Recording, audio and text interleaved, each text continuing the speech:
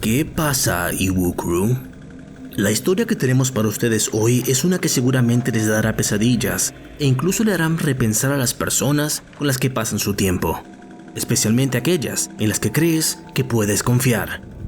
Vamos a investigar las horribles realidades de la historia de Charles Manson y algunas de las conspiraciones menos conocidas que rodean este caso. Si disfrutan de crímenes reales, misterios e historias reales, asegúrense de presionar el botón me gusta y suscribirse. Ahora, comencemos.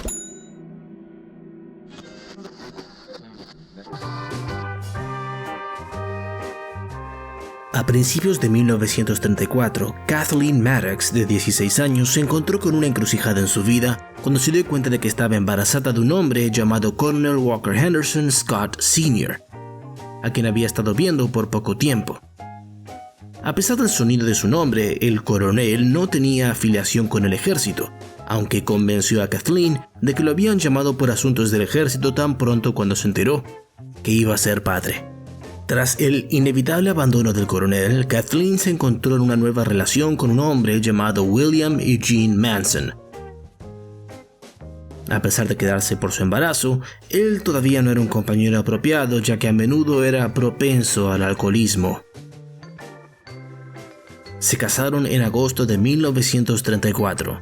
3 meses después, el 12 de noviembre de 1934, en Cincinnati, Ohio, Kathleen dio a luz a un bebé a que llamó sin nombre Maddox, antes de finalmente llamarlo Charles Mills Maddox a las pocas semanas de su nacimiento. En abril de 1937, William se divorció de Kathleen después de una supuesta negligencia grave del deber al cuidar de Charles. Tras su divorcio, Charles tomó el apellido de William, Manson.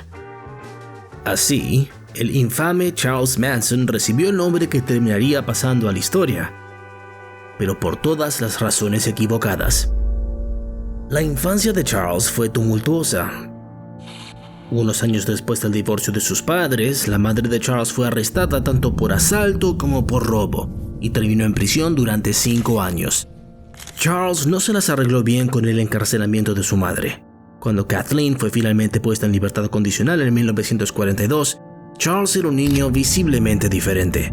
A su tía y tío, con quienes vivió durante la sentencia de su madre, les pareció que Charles estaba más feliz que nunca cuando finalmente se reunió con su madre. Desafortunadamente para Charles, ella era incapaz de mantenerse fuera de problemas por mucho tiempo y tenía un deseo insaciable de cometer un crimen. Pocos meses después de haberse mudado con Charles a Charleston, West Virginia, Kathleen fue inevitablemente arrestada por hurto mayor. Aunque nunca fue condenada por el crimen, Kathleen se encontró una vez más en un mal lugar. Continuamente le había permitido a Charles faltar a la escuela y mantuvo sus viejos hábitos de bebida casi todas las noches sin falta. Finalmente, Charles y su madre terminaron mudándose nuevamente, esta vez a Indianápolis, donde su madre se volvió a casar y Charles terminó cometiendo su primera serie de crímenes. Lo que pasaba con Charles Manson, incluso cuando era niño, era que una vez que comenzaba algo, nunca podía detenerse. Cuando Charles tenía solo 9 años, cometió su primer acto de incendio premeditado al quemar literalmente, sin ayuda de nadie, su escuela primaria. Verán, Charles era un niño con problemas que deseaba desesperadamente ser amado y aceptado por su madre. Desafortunadamente para Charles, la mente de Kathleen casi siempre estaba en otra parte, ya que parecía concentrarse en la bebida, los hombres y la supervivencia. A los 13 años, Charles se vio obligado a asistir a la escuela para niños Gebolt en Terre Haute, Indiana. Como era evidente para cualquiera que hubiera conocido a Charles en ese momento, lo último que quería era estar lejos de su madre. Como tal, con frecuencia se escapaba de la escuela para niños de Gebolt y a menudo terminaba en las calles en su caminata para llegar a la casa de su madre, a pie. Sin embargo, cada vez que lograba reunirse con su madre, ella lo enviaba directamente a la escuela para delincuentes masculinos. Con cada escape de los terrenos de la escuela, las acciones de Charles se volvían cada vez más arriesgadas. Poco a poco comenzó a robar tiendas e incluso a cometer pequeños robos mientras trabajaba para Western Union, para ganar un poco de dinero extra. Después de meses de salirse con la suya con estos pequeños robos, Charles finalmente fue capturado por primera vez en 1949. En lugar de una sentencia adecuada, un juez se compadeció del joven Charles y lo envió a un centro de menores en Omaha, Nebraska, llamado Boys Town. Después de todo, no parecía que Charles fuera necesariamente un niño malo, solo un niño que se veía a sí mismo como un mal contra el resto del mundo, incluso su propia madre. Por supuesto, Charles parecía no poder controlarse a sí mismo cuando se trataba de cometer algún crimen, y en lugar de reformarse, hizo amigos que tenían los mismos valores que los suyos, y continuó robando lo que pudo con esperanza de salirse con la suya. Cada vez que lo capturaban y arrestaban, lo enviaban a algún nuevo establecimiento para niños delincuentes, con la esperanza de que las reglas y regulaciones allí pudieran ayudarlo a convertirlo en un hombre mejor. Al final, el tiempo que pasó Charles en Indiana, en la Boys School, resultó ser la peor situación que había experimentado hasta ahora. En la escuela, otros estudiantes supuestamente abusarían de Charles, lo que lo obligó a idear una forma especial de autodefensa a que llamó el juego loco. Cuando un ataque parecía inminente, él agitaba los brazos y gritaba frases y sonidos incoherentes, tratando de ahuyentar a sus atacantes, haciéndoles pensar que no estaba en su sano juicio y que quizás, incluso, era peligroso. En su mayor parte, este método funcionó para que Charles se protegiera. Sin embargo, todavía sentía completamente miserable mientras estaba encerrado dentro de las paredes de la Indiana Boys School. Mientras estaba allí, Charles logró escapar en 18 ocasiones diferentes. En su último intento de fuga, Charles fue arrestado por haber robado un vehículo en su camino a través de las fronteras estatales. Como se trataba de un delito federal, lo enviaron a la Escuela Nacional de Capacitación para Niños en Washington, D.C. El asistente social que ayudó en la transferencia de Charles esperaba que esta transición fuera suficiente para que Charles se formara adecuadamente antes de convertirse en adulto. Como parte de su entrada a las instalaciones, los funcionarios notaron que Charles era casi completamente analfabeto, aunque su coeficiente intelectual era de 109, lo que lo hacía indudablemente inteligente, pero muy imprudente. Una combinación a menudo peligrosa. Manson estuvo entrando y saliendo de la cárcel desde octubre de 1951 hasta 1967 por varios delitos, como más autos robados, abuso e incluso proxenetismo a niñas menores de edad para obtener dinero extra. Casi cada vez que estaba cerca de la libertad condicional, algo dentro de Charles parecía romperse, lo que lo hacía rematar de manera que terminaba afectando negativamente sus fechas de liberación predeterminadas. Como resultado, Charles Manson, que entonces tenía 32 años, había pasado más de la mitad de su vida en instalaciones correccionales. De hecho, en su liberación final de prisión, el 21 de marzo de 1967, Charles afirmó que la prisión se había convertido esencialmente en su hogar. Incluso pidió permiso para permanecer tras las rejas. Claramente esto le fue negado. Quizás si las autoridades hubieran conocido al monstruo en el que eventualmente se convertiría, le hubieran suplicado que permaneciera en prisión. Una vez que Charles fue oficialmente un hombre libre, ocurrió algo bastante peculiar. Verán, Charles Manson tenía algo cautivador en él que intrigaba a la gente. Algo que hacía que la gente se detuviera y mirara fijamente y escuchara. Cuando salió de la cárcel, Charles vivió principalmente suplicando por sobrevivir. Conoció a Mary Brunner, una asistente de biblioteca en Berkeley, y se mudó con ella. Finalmente, compartieron la residencia con otras 18 mujeres, y Charles pronto se encontró desarrollando un pequeño grupo de inadaptados, todos del estado de California. Se autodenominó como un gurú, y la mayoría de sus seguidores eran mujeres, aunque algunos hombres también se encontraban incansantemente interesados en la vida que Charles había comenzado a llevar después de años de encarcelamiento y abandono. En el corazón del grupo de culto de Charles había personas con los nombres de Charles Tex Watson, Robert Beausoleil, Mary Brunner, Susan Atkins, Linda Kasabian, Patricia Krenwinkel y Leslie Van Houten. Cada uno de los seguidores de Charles fue atraído sin problemas por él, ya que su personalidad llevó a la gente a confiar en él y el estilo de vida que ofrecía encajaba perfectamente en el verano del amor de 1967. Charles ofreció un lugar de pertenencia para muchos, donde practicaban el amor libre y se permitieron consumir drogas recientemente accesibles. El grupo bajo liderazgo de Charles se refirió a sí mismo como la familia Manson, un título que terminaría apareciendo en los periódicos durante años. A pesar de la suposición popular de que Charles era un hippie y que estaba creando un culto hippie, en realidad se veía a sí mismo como distinto del fenómeno de los hippies. A pesar del cabello largo de los hombres y los vestidos sueltos de las mujeres, Charles creía que los hippies eran débiles y se negó a llamar a su grupo hippies, en lugar de usar el nombre de Slippies. Eligió este nombre para referirse a la familia Manson, ya que a menudo se colaba, o en inglés slipped, a las casas de los ricos para robarles.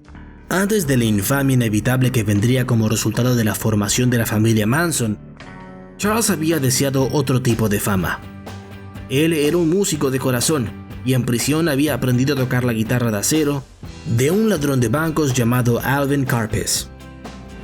Charles incluso se había reunido con Dennis Wilson de los Beach Boys en múltiples ocasiones para discutir la música y el posible lanzamiento de nuevas canciones.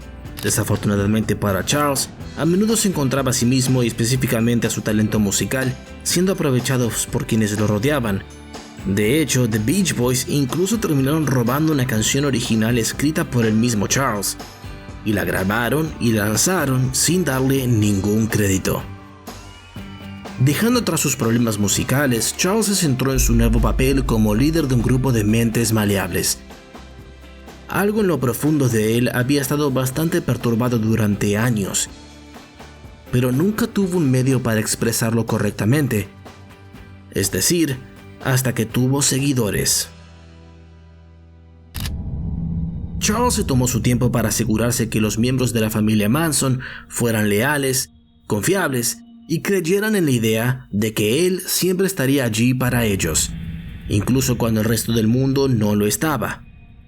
Charles había ganado con éxito la confianza de cada miembro individualmente y solidificaría aún más sus respectivas relaciones con él, proporcionándoles medicamentos, apoyo emocional y la constante tranquilidad de que se necesitaban el uno al otro. La constante demostración de manipulación de Charles en forma de afecto era parte integral del estado unificado de la familia Manson en su conjunto. Más que eso, fue la razón clave por la que los miembros de la familia Manson estaban dispuestos a hacer cualquier cosa por Charles y obedecer todos sus deseos. Realmente creían que él haría cualquier cosa por ellos, y ellos deberían hacer lo mismo. Durante todo el año de 1968, Charles convenció a la familia Manson de que eran las reencarnaciones de los cristianos originales.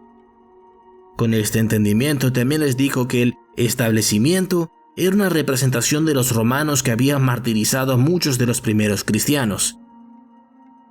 Este tipo de pensamiento antisistema fue una contracultura prominente en la década de 1960. También se obsesionó con la idea de una inminente guerra racial apocalíptica entre la población afroamericana de Estados Unidos y la población blanca en general. De hecho, Charles creía firmemente que durante la inevitable guerra racial, la población afroamericana perdonaría la vida solo de la familia Manson y mataría a todas las demás personas blancas en todo el país. La familia Manson creía que era un grupo electo y se salvarían porque preservarían a los dignos durante el próximo apocalipsis. Según los informes, el propio Charles creía que él sería el líder de las personas que quedaron después de la guerra racial, ya que necesitaban a un hombre blanco para liderarlos. Entonces ahí él se convertiría en el maestro. Durante este mismo tiempo, Charles quedó fascinado con la canción de los Beatles, Helter Skelter. Según la ex seguidora de Manson, Catherine Sher, él creía que, y cito, los Beatles habían tocado su espíritu, la verdad, y que todo iba a encajar y el hombre negro se iba a levantar. No era que Charles había escuchado el disco blanco y comenzó a seguir lo que pensaba que los Beatles decían, era al revés. Pensaba que los Beatles estaban hablando de lo que él había estado exponiendo durante años. Cada canción del White Album sentía que estaba cantando sobre nosotros. La canción Helter Skelter estaba interpretando que significaba que la gente de color iban a ascender y los blancos iban a caer. En los meses posteriores al lanzamiento inicial de la canción, Charles y el resto de la familia Manson se transformaron en una especie de culto de fin del mundo y pasaron una cantidad significativa de tiempo preparándose para un ataque propio, uno que alteraría el curso de la historia criminal de Charles para lo peor. Después del constante movimiento de la familia Manson de un lugar a otro, decidieron grabar su propio álbum, como los Beatles, que serviría de catalizador para comenzar el Helter Skelter, el nombre que Charles le dio a la guerra racial. Creían que su álbum cambiaría el mundo. Simultáneamente, la familia Manson preparó su escape de la guerra racial, donde esperarían a que pasara la violencia, incluidos vehículos, mapas y una casa de color amarillo canario en el parque Canuga, conocido como Spahn Ranch, pero apodado el Submarino Amarillo. La familia Manson había preparado su álbum de incitación a la guerra racial y planeaba tocarlo para el famoso productor de discos, Terry Melcher. Parecía que Charles todavía no había renunciado a su sueño desesperado de ser reconocido en la industria de la música. Sin embargo, Melcher nunca apareció y lo rechazó con rudeza. Mucha gente cree que Charles debe haber sido un músico terrible, pero de hecho Neil Young comparó su música con una cita bastante buena. Luego, en mayo de 1969, Melcher se presentó en Spahn Ranch, donde vivía la familia Manson, para escuchar su música. Charles esperaba que Melcher los grabara, incluso hizo que un amigo lo acompañara con una unidad de grabación, pero no hizo el disco deseado. Charles juró nunca olvidar esta experiencia con Melcher. El 23 de marzo de 1969, cuando Charles fue solo a la antigua residencia de Terry Melcher, en 10.050 Cielo Drive, donde vivía la actriz de cine Sharon Tate y su esposo Roman Polanski, Tate estaba embarazada de 8 meses y medio y extrañaba a su esposo, que estaba filmando en Europa. Charles fue visto por Shiro Hatami, un fotógrafo que estaba en la casa para tomar fotografías de Tate antes de que ella partiera hacia Roma. Hatami vio cómo Charles entraba en la premisa y se dirigía hacia la casa principal, y cuando Hatami le preguntó qué quería, supuestamente Charles preguntó por alguien cuyo nombre no reconocía. Al parecer, Hatami le dijo a Charles que la casa pertenecía a los Polanski y la propia Tate fue a ver quién estaba allí. Juntos vieron cómo Charles se dirigía a la casa de huéspedes y luego se marchaba sin decirles una sola palabra. Volvió de nuevo esa noche y le preguntó a Rudolf Altobelli, el dueño de la propiedad que había alquilado a Melcher, y luego a los Polanski, y estaba viviendo en la casa de huéspedes, donde estaba Melcher. Altobelli le pidió a Charles que no molestara a nadie en la casa y se fue. Pero al día siguiente, cuando Altobelli y Tate se fueron a Roma, según los informes, ella le preguntó si ese tipo de aspecto espeluznante había regresado. En junio de 1969, Charles decidió que oficialmente era hora de que comenzara el Helter Skelter. Su plan era que sus seguidores cometieran una serie de asesinatos y los escenificaran para que parecieran motivados por raza, a fin de iniciar la guerra racial que Charles había asumido como inevitable. Como primer acto, le ordenó a Tex Watson que defraudara a un narcotraficante negro que se llamaba Bernard Lotzapapa Crow. El plan se volvió loco inmediatamente cuando Crow amenazó con matar a todos en Spahn Ranch. La familia Manson se tomó en serio la amenaza y disparó a Crow en el apartamento de Manson en Hollywood. Esperaba que hubiera represalias por parte de las Panteras Negras, aunque Crow no era miembro. Para prepararse, la familia Manson comenzó a patrullar el rancho Spahn con guardias armados. Cuando no comenzó ninguna guerra racial, Charles puso su mirada en Gary Allen Hinman, un profesor de música y estudiante de doctorado en UCLA que se había convertido en un conocido de la familia Manson. El 25 de julio de 1969, Charles envió a algunos de los miembros a ver a Hinman y convencerlo de unirlos a ellos y vender sus acciones y bonos para dar dinero a Charles. Hinman se negó y fue rehén durante 2 días. Para intentar obligarlo a cooperar, el propio Charles trajo una espada y cortó la oreja de Hinman con ella. Luego, Robert o Bobby Beausoleil terminó apuñalando a Hinman hasta la muerte, y uno de los miembros usó su sangre para escribir en la pared Political Piggy o cerdito político con una pata de pantera negra, con la esperanza de representar su muerte como un ataque por motivos raciales. Beausoleil fue arrestado el 6 de agosto cuando se lo vio conduciendo en el automóvil de Hinman, y al registrar, la policía descubrió el arma homicida escondida en el pozo de la llanta. 2 días después, Charles le dijo a la familia Manson esta cita: "Ahora es el momento de Helter Skelter". Mucha gente ahora cree que fue el arresto de Beausoleil lo que provocó el horror que seguiría. El 8 de agosto, Charles acompañó a otros 4 miembros de la familia Manson, Tex Watson, Susan Atkins, Linda Kasabian y Patricia Krenwinkel, para regresar con él a 1050 Cielo Drive. Allí, Sharon Tate estaba de visita con sus amigos Jay Sebring, Wojciech Frykowski y Abigail Folger. En ese momento, Charles no tenía ningún interés particular en Sharon Tate y su compañía. Por el contrario, había elegido la residencia Cielo Drive como su ubicación prevista para atacar porque él y Watson habían estado allí juntos una vez antes y estaban familiarizados con el diseño de la casa. Justo después de la medianoche de esa fatídica fecha, Charles y los miembros de la familia Manson aparcaron justo enfrente de la residencia y se dirigieron a la casa, asegurándose de cortar la línea telefónica de la casa mientras se aproximaban. Cuando el grupo se acercó a las entradas de la casa, notaron que un automóvil se acercaba lentamente a su ubicación. Entonces Tex Watson se acercó al vehículo solo y apuntó con un revólver calibre .22 a un hombre llamado Stephen Parent, que había estado visitando al cuidador de la propiedad en la casa de huéspedes esa noche. Stephen Parent pidió piedad y que lo dejaran solo, prometiéndole a Tex Watson que no le diría a nadie lo que había visto.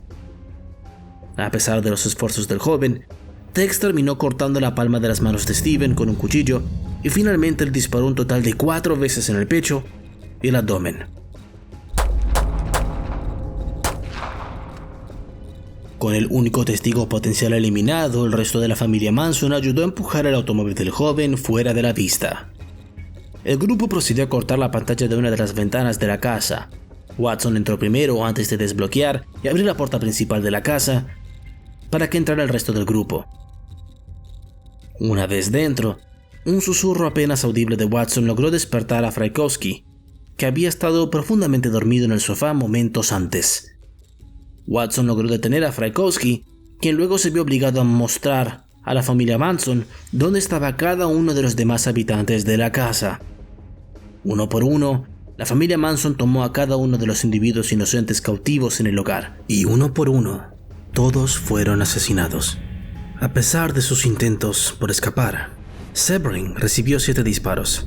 Frykowski fue golpeado en la cabeza 13 veces por Watson, apuñalado 51 veces y disparado 2 veces. Folger fue apuñalada un total de 28 veces y Tate fue apuñalada 16 veces, lo que resultó en su muerte y la muerte de su hijo por nacer. Tras la solicitud inicial de Charles de que las mujeres citaran "dejen un letrero, algo de brujería", Atkins usó la sangre de Sharon Tate para escribir "cerdo" en la puerta principal de la casa. La noche siguiente, Charles Manson expresó su decepción por el hecho de que sus víctimas casi habían logrado escapar. Entonces, Charles decidió mostrarles cómo hacerlo, dirigiendo el siguiente ataque él mismo. Sin un plan real, Charles decidió ir a una casa que él y los otros miembros de familia habían visto en una de las fiestas del año anterior. Con Atkins, Kasabian, Watson, Krenwinkel a cuestas, Charles agregó a Leslie Van Houten y Steve Clem Grogan a la mezcla de los asesinatos intencionados de esa noche. Al llegar a una casa ubicada en 3301 Waverly Drive, Charles se acercó a la casa por su cuenta, según Atkins y Kasabian, aunque Watson luego afirmó haber ayudado a Charles en las etapas iniciales del ataque al ingresar a la casa por la puerta trasera abierta con Charles. Cuando los dos entraron, Charles apuntó con un arma a la cara de un hombre llamado Leno LaBianca, que había estado profundamente dormido en el sofá de la sala de estar. Charles ató las manos de Leno mientras Watson iba a buscar a la esposa de Leno, Rosemary, que estaba en el dormitorio. Watson luego cubrió las cabezas de las parejas con fundas de almohada y las ató con cables de lámpara para que Charles tuviera tiempo de recuperar a Krenwinkel y Van Houten del automóvil para ayudar a asesinar a la pareja. Watson apuñaló a Leno LaBianca con una bayoneta cromada un total de 12 veces antes de grabar la palabra guerra en el abdomen del hombre, según la solicitud de Charles. En el dormitorio se ordenó a las mujeres que mataran a Rosemary, a quien habían arrastrado lejos de su marido mientras lo mataban. En total, Rosemary fue apuñalada alrededor de 41 veces. Watson ordenó a las mujeres que destrozaran la casa con la sangre de las parejas asesinadas mientras él se duchaba. Entonces Cranswinkle escribió Rise, ascender o Death to Pigs, muerte a los cerdos, en varias paredes alrededor de la casa, y usó la sangre de heno para escribir Helter Skelter en el refrigerador de la pareja. Al mismo tiempo que los LaBianca eran asesinados, Charles llevó a los otros 3 miembros de la familia Manson a la casa de un actor que conocía. Cuando los dejó frente al complejo de apartamentos, Charles ordenó a los miembros de la familia que asesinaran al actor y luego regresaran a Spahn Ranch haciendo dedo en la carretera. El miembro Kasabian dijo que intentaron evitar el asesinato por completo, intencionalmente despertando a uno de los vecinos y haciendo imposible que el grupo siguiera adelante con el ataque.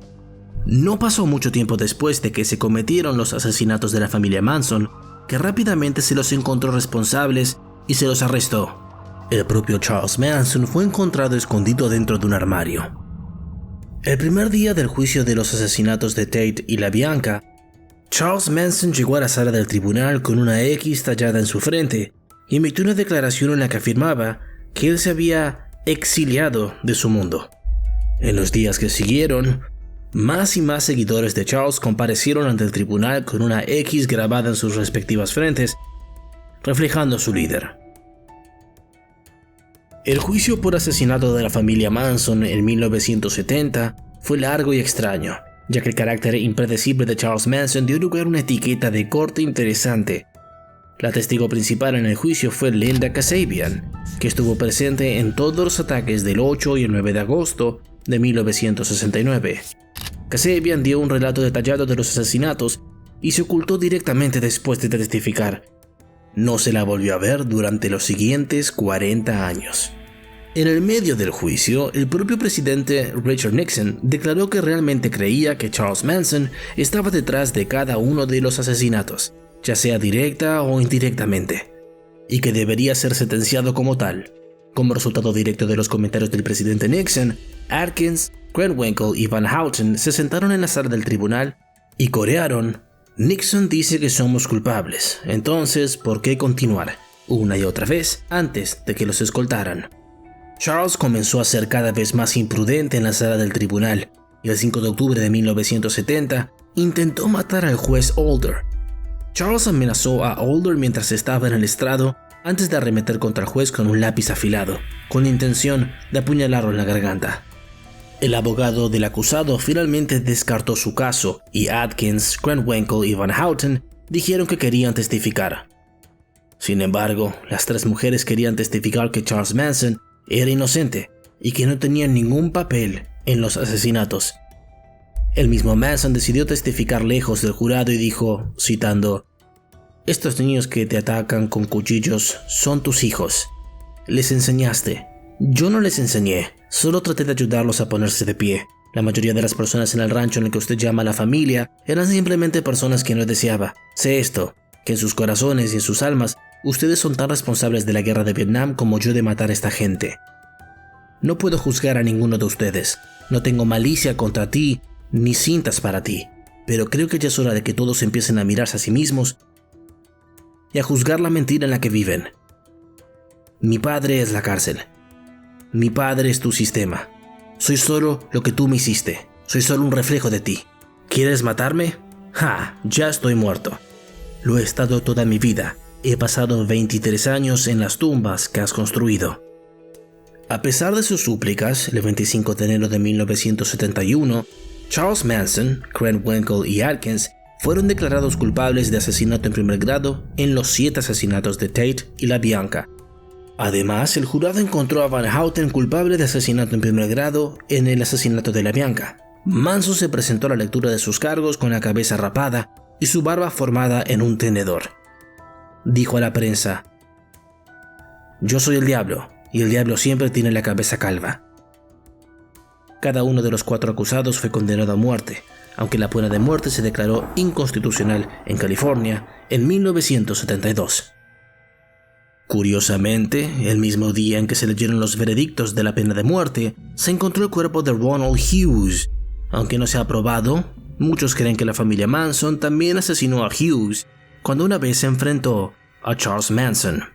Susan Atkins era la reclusa más antigua de California en el momento de la muerte por cáncer de cerebro a los 61 años en 2009. Patricia Kernwinkle todavía está encarcelada y desde la muerte de Atkins en 2009 es ahora la reclusa encarcelada por más tiempo en el sistema penal de California. Leslie Van Houten también se encuentra actualmente encarcelada. A Charles Tex Watson se le ha negado la libertad condicional 17 veces y aún permanece encarcelado hasta el día de hoy. Charles Manson vivió el resto de su vida tras las rejas hasta que murió de un paro cardíaco como resultado de una insuficiencia respiratoria y cáncer de colon el 19 de noviembre de 2017. En los últimos años ha salido a la luz nueva información. A partir de las investigaciones en profundidad sobre Charles Manson y el surgimiento de su culto, e investigaciones que abarcaron décadas, se han descubierto nuevos e impactantes detalles. Por ejemplo, Tom O'Neill, un periodista de investigación, comenzó hace 20 años a investigar algunas de las piezas más extrañas del caso. Él dice que enfrentó muchas dificultades para buscar respuestas porque muchos de los registros estaban ocultos detrás de un velo de secreto gubernamental. Pero O'Neill notó algo extraño antes de 1969. Los oficiales de libertad condicional de Manson le permitieron comenzar a reunir su culto de seguidores a su alrededor, incluso conociendo su historial de crímenes desenfrenados. Aún más extraño, cuando su expediente federal de libertad condicional fue citado durante su juicio, el fiscal general de los Estados Unidos impidió que fueran liberados. Esto era muy inusual, a menos que contuvieran algo particularmente secreto. Ahora se ha revelado que Manson pudo haber sido una rata de laboratorio para un médico financiado por la CIA, que experimentó con psicodélicos como una forma de control mental. Muchos de nosotros hemos oído hablar del misterioso proyecto MK-Ultra, el programa de control mental de la CIA, en el que se realizaban pruebas a sujetos humanos para desarrollar fármacos que los debilitaran como individuos, haciéndolos más cooperativos con las sugerencias. Los experimentos solían utilizar LSD, pero también otras drogas psicoactivas. MK-Ultra solo terminó oficialmente en 1973. Por lo que O'Neill pudo descubrir más tarde, parece que a Manson se le dio inmunidad de enjuiciamiento durante el tiempo exacto en el que estaba comenzando a acumular seguidores devotos. La única razón por la que recibiría tal inmunidad era si era un sujeto de prueba del gobierno. Médico que experimentó con Manson probablemente fue el Dr. Roger Smith, que trabajó en 2 estudios federales, el Proyecto San Francisco y el Proyecto de Investigación de Anfetaminas, que ahora se creen que son los frentes de los experimentos MK-Ultra de la CIA. Además, Manson y el Dr. Smith tienen una historia cercana entrelazada, incluido el Dr. Smith una vez se convenció a un juez de que se liberara a 2 de los seguidores de Manson de la cárcel e intentó ayudar a Manson a obtener permiso para viajar a México, que finalmente fue denegado. Sin mencionar el hecho de que en un momento el Dr. Smith solo tuvo un cliente, Charles Manson. En realidad se convirtió en el tutor legal de uno de los hijos de Manson. O'Neill cree que hay pruebas suficientes de que Manson no solo fue sujeto de estos experimentos con drogas, sino que también aprendió de ellos y empleó los mismos métodos con sus propios seguidores. Por un lado, era bien sabido en ese momento que Terry Melcher organizaba fiestas de drogadicción y alcohol en la casa de la playa que tenía, y Manson a menudo suministraba las drogas. Se cree que fue así como se conocieron los hombres y por qué Melcher se involucró en la búsqueda de la música de Manson. A poner las piezas juntas, muchos se preguntan si Manson usó los mismos métodos de drogas psicodélicas para alentar el cumplimiento de sus seguidores, ya que probablemente fue testigo de las formas en que los psicodélicos podrían usarse para manipular a las personas, así como el Dr. Smith lo había manipulado a él, y también era sabido que tenía drogas en su poder. En 1965, un médico que trabajaba en investigación de LSD advirtió que la droga podría conducir a cultos al LSD, donde los jóvenes que tenían el deseo de compartir actividades prohibidas en un entorno grupal para proporcionar un sentido de pertenencia. Tengan en cuenta que esto fue justo antes de que comenzaran los asesinatos de Manson. Toda esta evidencia ahora no parece una coincidencia, pero en última instancia no podemos saber con certeza si Manson fue sometido a pruebas de drogas altamente secretas o si luego usó los mismos métodos para alentar a otros no solo a seguirlo, sino a cometer actos atroces. Aunque Charles Manson ya no es una amenaza para el mundo, Su mentalidad ha dejado un efecto duradero en las personas que confiaban en él y lo admiraban de cerca y también de lejos. De hecho, las creencias e ideologías de Charles Manson se han transmitido a las generaciones más jóvenes que desean continuar la difícil situación de Manson a pesar de la brutalidad de los crímenes que cometió y los crímenes del resto de la familia Manson. El mismo Manson incluso es considerado como un ícono del crimen real, y es posible que las familias de las víctimas afectadas por los asesinatos de Manson nunca tengan un verdadero cierre, ya que los seguidores de culto nunca parecen desaparecer realmente. Más bien, sus creencias pueden ser adoptadas por otros y perpetuadas justo delante de nuestras narices.